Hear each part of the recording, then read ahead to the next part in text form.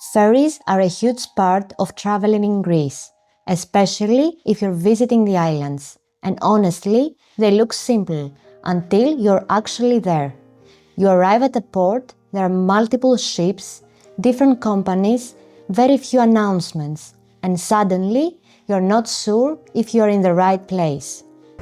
I'm Hrisula, a local here in Greece, and in today's video I'm breaking down everything you need to know about ferries in Greece. How they work, how to book them, what to expect at the port, and how to avoid the most common mistakes I see visitors make. By the end of this video, ferries in Greece will feel a lot less stressful and a lot more manageable. Before we get into routes and tickets, it helps to understand how ferries work in Greece, because this is where most confusion starts. Ferries are the main way to travel between the Greek islands, and there isn't one national system. There are many different ferry companies, ship types and routes. The most important thing to know is that ferry schedules are seasonal. In summer, there are more routes and more frequent departures. In winter, routes are limited and some islands may only have a few connections per week. Schedules are also released gradually, usually from late winter into early spring. So, if you're planning a summer trip and don't see your ferry yet, it often just hasn't been released. My local advice is to check again closer to your travel dates. Once you understand this timing, ferries in Greece are actually very straightforward. Before you book any ferry in Greece, there is one thing you really need to know. Athens doesn't have just one ferry port. This is a very common mistake and it can cause a lot of stress on travel day. There are three main ferry ports in the Athens area.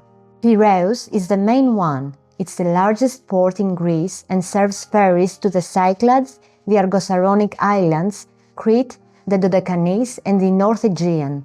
It's also the easiest port to reach from central Athens. Next is Rafina. It's smaller, closer to the airport and serves mainly Cyclades routes like Andros, Tinos and Mykonos.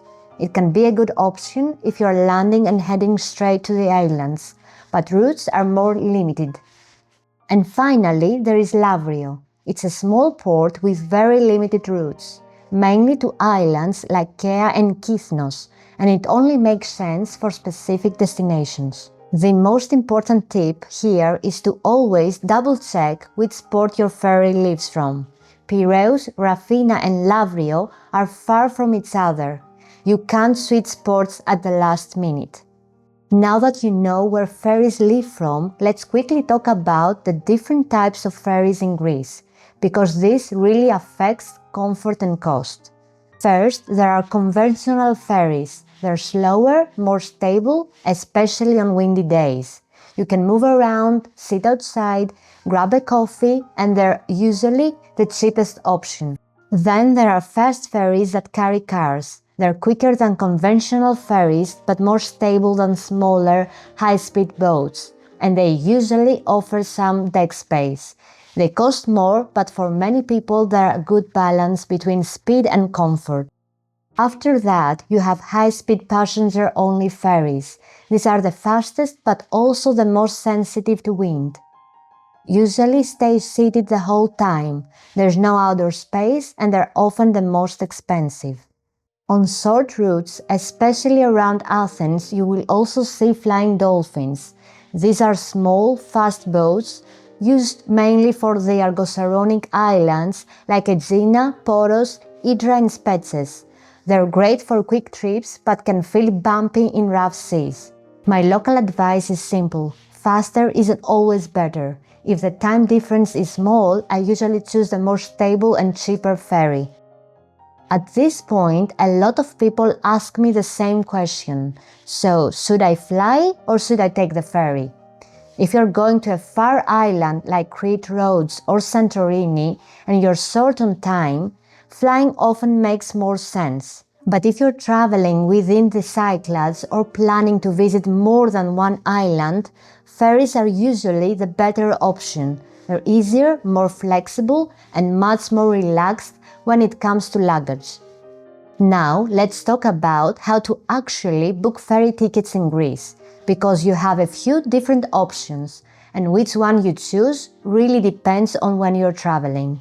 You can book ferry tickets at the port through a local travel agency or online. Booking at the port or at a travel agency is something people still do, especially in low season or for short routes. It can work, but in summer, and especially in July and August, I wouldn't rely on it. Popular routes can sell out, and you don't want that stress the day before you travel. That's why I usually recommend booking online, either directly through the ferry company's websites or through an online platform. Personally, I love using Ferry Hopper because it shows you all the available options in one place. You can compare companies, ferry types, travel times, and prices easily.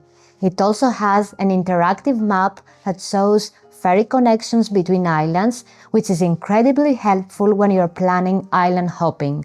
Most ferry tickets today are e-tickets, so in many cases you don't need to print anything. You can just have the ticket on your phone and your ID ready. That said, it's important to know that some ferry companies still don't offer electronic tickets. In those cases, even if you book online, you will need to pick up your paper tickets at the port or from a travel agency before departure. This is always mentioned during booking, but it's easy to miss. One more very important thing: if you're traveling with a vehicle or if you want to book a cabin on an overnight ferry, you should always book in advance. Vehicle spots and cabins are limited, and these are usually the first things to sell out, especially in high season. As for timing, if you're traveling in summer or on popular routes, booking ahead is strongly recommended. In low season, you usually have more flexibility. When booking, you will need basic information like your name, ID or passport details, and sometimes a contact email or phone number. On Greek ferries, there are 3 main seat options.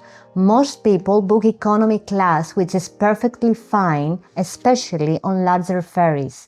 You can move around, sit inside or outside, and you're not tied to one seat.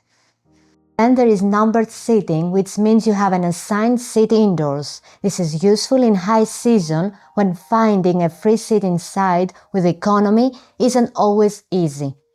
There is also VIP or business class with more comfortable seats and a quieter space. It costs more, but some people prefer it on longer trips. On overnight or very long routes, you can also book a cabin.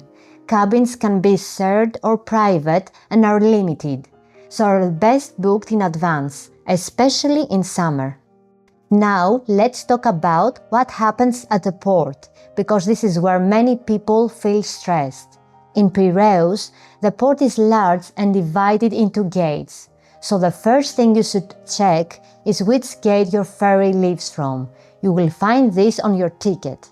Once you're there, look for your ship name and ferry company.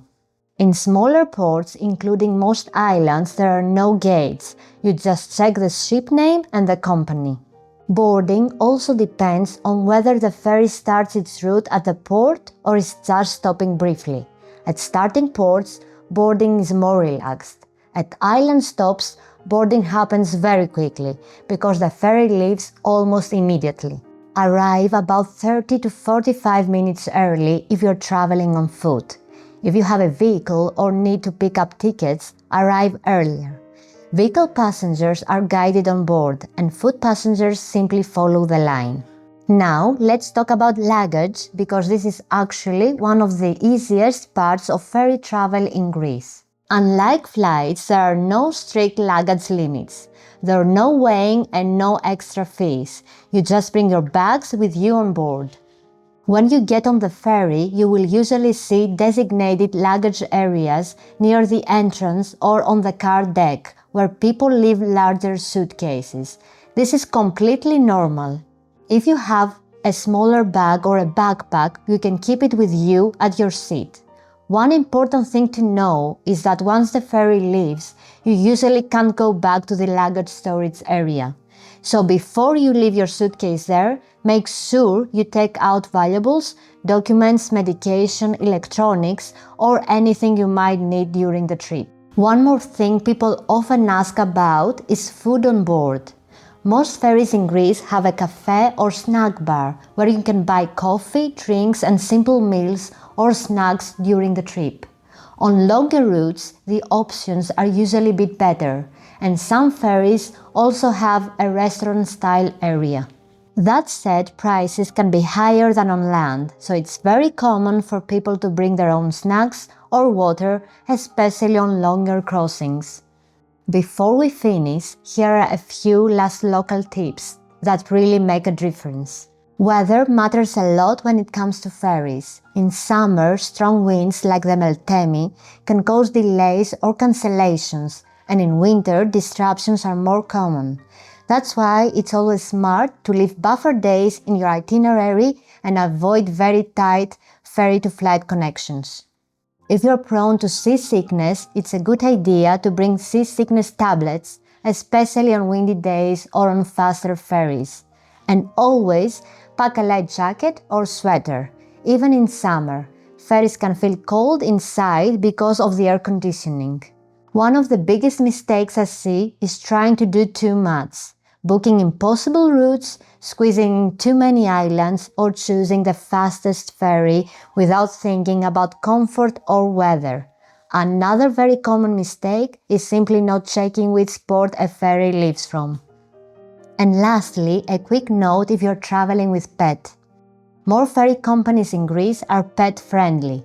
Depending on the ferry and your pet's size, animals can travel in pet-friendly cabin, in a carrier or in a designated deck area. Smaller pets usually travel in a carrier, while larger animals may need a kennel area or a pet-friendly cabin.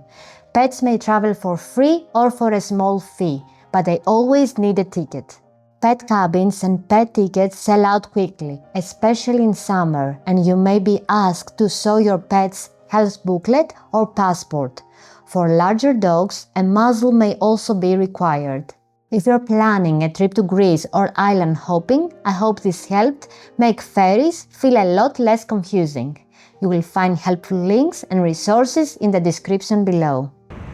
Let me know in the comments below if you have any questions. And if you enjoyed this guide, give it a like and subscribe for more Greece travel tips.